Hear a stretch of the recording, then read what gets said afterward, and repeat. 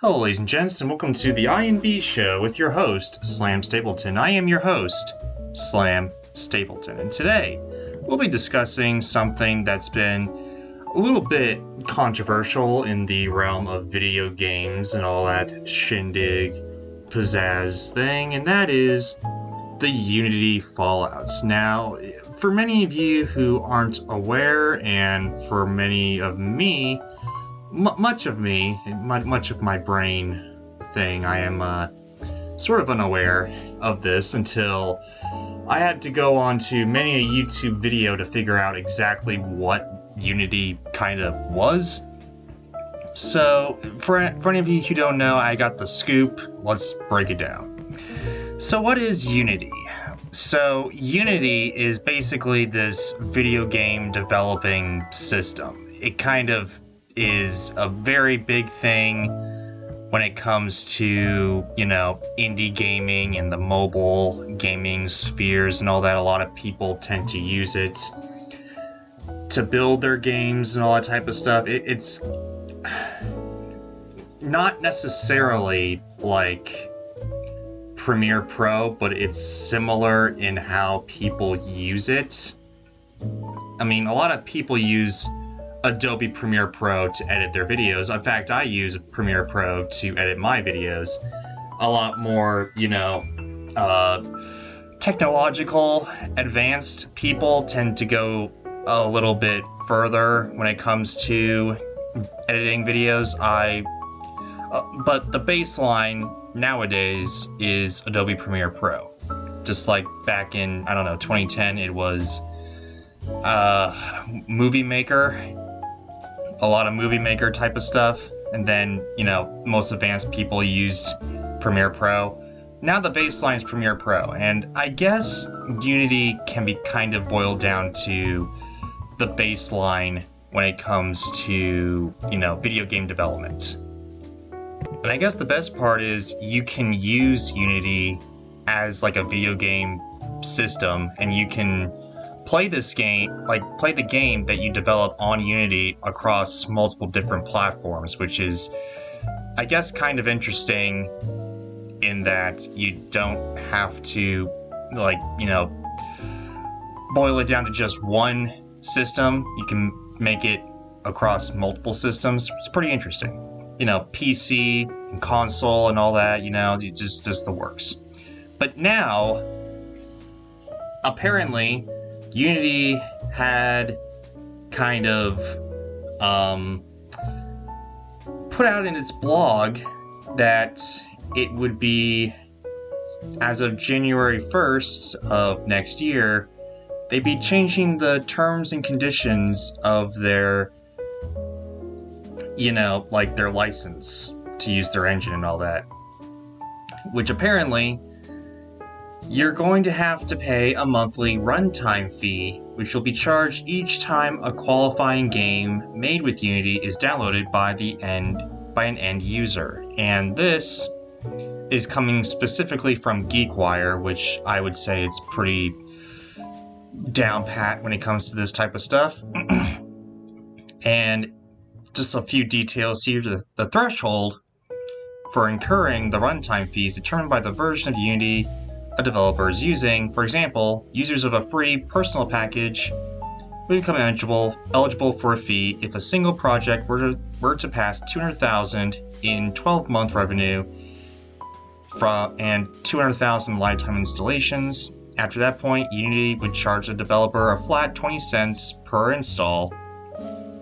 The installation figures would be detected by Unity Runtime, a separate program that gets installed alongside any game that's made by the Unity engine. That seems like a very small amount in hindsight, but let's just think about this for a second. If you were to do this, if you were a free, mobile game or something, your completely free indie mobile game gets, 200,000 lifetime installations or whatever, then you have to pay 20 cents per install. So, yeah, you're going to have to pay 20 cents on your free mobile app, and you're going to have to start charging for, your app in, like, your video game app now, when you're literally making nothing. I mean, I haven't heard anything happen like this, but if you wanted to do something like this, you can't do it anymore. You gotta do, you gotta have some revenue all in this, It would have been controversial enough by itself, and Unity usually makes money off of the engine by sharing revenue with companies who make successful products. This changes the deal dramatically in Unity's favor, usually shaking metrics that aren't readily accessible to companies outside of Unity itself. And yeah, I mean, this to me, from all this fallout, with so many people kind of going away and kind of, just destroying this platform now, it's kind of becoming similar to Dungeons and Dragons. If any of you recall, Dungeons and Dragons kind of updated their terms and service and wanted to start charging people for the use of, their thing and all that.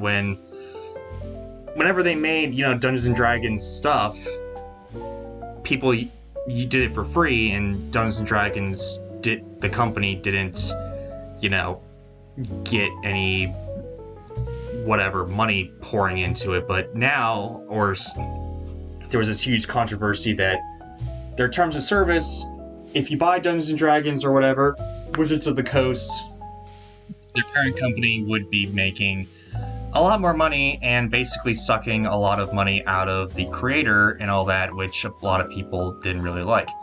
For me, honestly, if you take money from the creator, that's kind of scummy. I mean, we've seen this time and time again.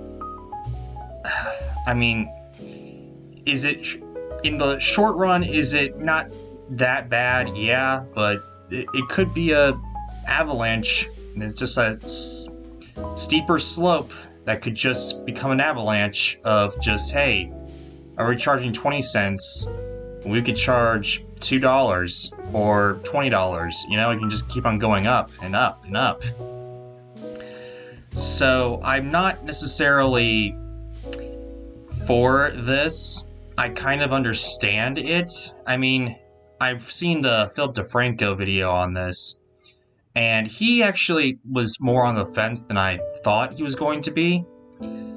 Again, this is not a Philip DeFranco hate video or anything like that, but he was more on the fence than I thought he was going to be. And he also pointed out some interesting tips, some interesting little tidbits there that isn't necessarily that terrible. However, I mean, for me, it's always, if you take money from the creators, then it's not going to be good in your favor, and I'd rather have more money toward the creators who are actually creating their, art and stuff, rather than big heavy corporations just taking money from the creators, And I know, that's how businesses make their money, by having a shared proportion from the creators and all that, but I mean, unless you have it, in your terms and service at the beginning, you're not going to get that much backlash if you start all of a sudden just start changing things, because if you do it now with all this creator stuff going on right now with, I don't know, Disney, with Warner Bros, taking residuals away from their creatives and all that type of stuff, it's just not a good time to really do that. If you just waited, maybe it would go over different. But overall, I'm not necessarily rooting for Unity in this sake. And apparently they backed down from it because there were so many people, video game developers that just decided, hey, we're not going to use Unity, screw you. So Unity was like, okay, we've taken this into consideration and we're going to lessen it a bit. So yeah, so apparently, yeah, it's a big win for creators. But yeah, I mean, stuff like this just keeps on coming, and I'm not for at all, and I don't understand why everyone's really starting to do this. I don't know. People are getting more greedy these days, and I'm kind of over it. But anyway, though, guys, what do you think? Did Unity make the right decision here in pulling their, supports or their extra money away from their new terms of service and all that? Kind of like now they're kind of supporting the creators now. What do you guys think? Are you for the creators or are you against the creators? I don't even know. Comment, let me know. Don't forget to subscribe and ring that bell. More vids coming your way. And hey, take care, guys.